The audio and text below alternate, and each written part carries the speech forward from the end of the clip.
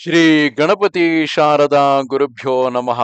ಯತ್ರ ಯೋಗೇಶ್ವರ ಕೃಷ್ಣೋ ಯತ್ರ ಪಾರ್ಥೋ ಧನುರ್ಧರಃ ಯತ್ರ ಶ್ರೀ ವಿಜಯ ಭೂತಿರ್ಧ್ರುವ ನೀತಿರ್ಮತಿರ್ಮಮ.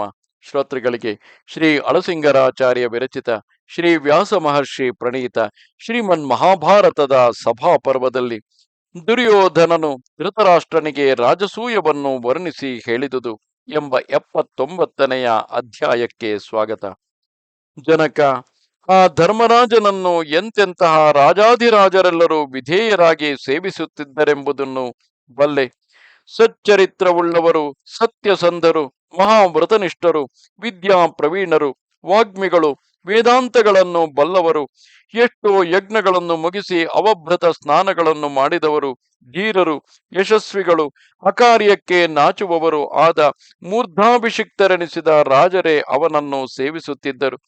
ಅನೇಕ ರಾಜರು ಬ್ರಾಹ್ಮಣರಿಗೆ ದಕ್ಷಿಣೆಯನ್ನು ಕೊಡುವುದಕ್ಕಾಗಿ ಹಾಲು ಕರೆಯುವ ಕಂಚಿನ ಪಾತ್ರೆಗಳೊಡನೆ ಮೇಲಾದ ಕಾಡು ದನಗಳನ್ನು ಅನೇಕ ಸಹಸ್ರ ಸಂಖ್ಯೆಯಿಂದ ತಂದಿದ್ದರು.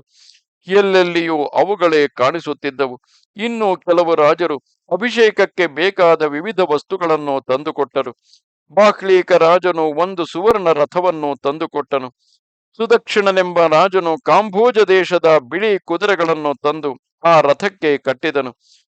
ರಾಜನಾದ ಶಿಶುಪಾಲನು ಆ ರಥಕ್ಕೆ ಒಂದು ಅಚ್ಚನ್ನು, ಒಂದು ಎತ್ತರವಾದ ಧ್ವಜದಂಡವನ್ನು ತಂದಿತ್ತನು.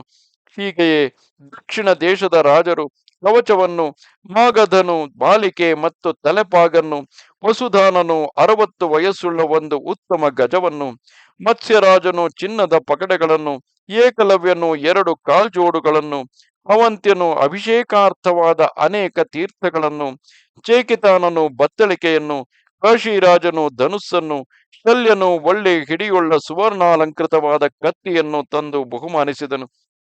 ಆಮೇಲೆ ದೌಮ್ಯ, ವ್ಯಾಸರಿಬ್ಬರು ಹಸಿತ, ದೇವಲ, ನಾರದರನ್ನು ಮುಂದಿಟ್ಟುಕೊಂಡು ಧರ್ಮರಾಜನಿಗೆ ಅಭಿಷೇಕವನ್ನು ನಡೆಸಿದರು.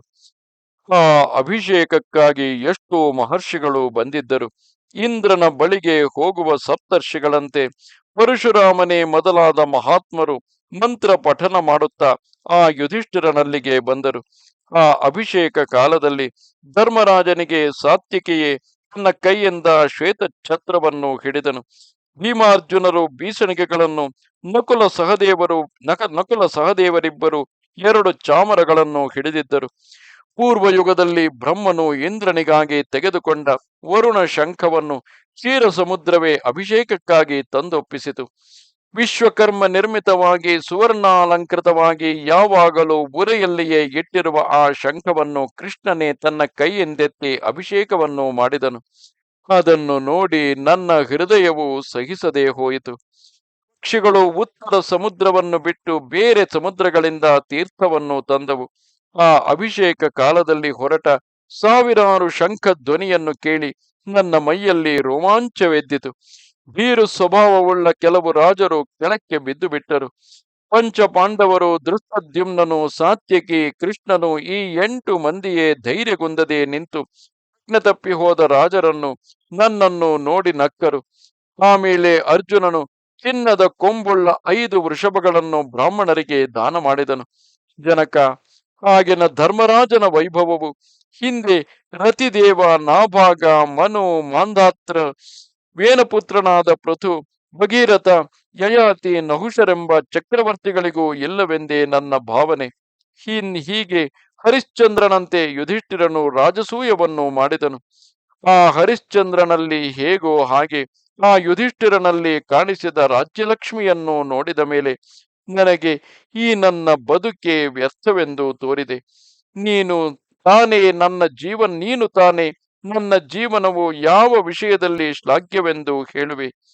ಜನಕ, ಈಗಿನ ಕಾಲವೇ ಕುರುಡನ ಕಾರ್ಯದಂತೆ ವಿಪರೀತವಾಗಿದೆ.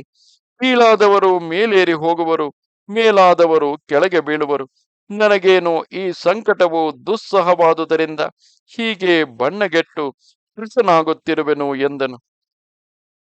ಇದು 79ನೆಯ ಅಧ್ಯಾಯವು. ನಮಸ್ತೆ ಶಾರದೆ ದೇವಿ, ಕಾಶ್ಮೀರ ಪುರವಾಸಿನಿ, ತ್ವಾಮಹಂ ಪ್ರಾರ್ಥಯೇ ನಿತ್ಯಂ, ವಿದ್ಯಾದಾನಂಚ ದೇಹಿಮೆ. ನಮಸ್ಕಾರ.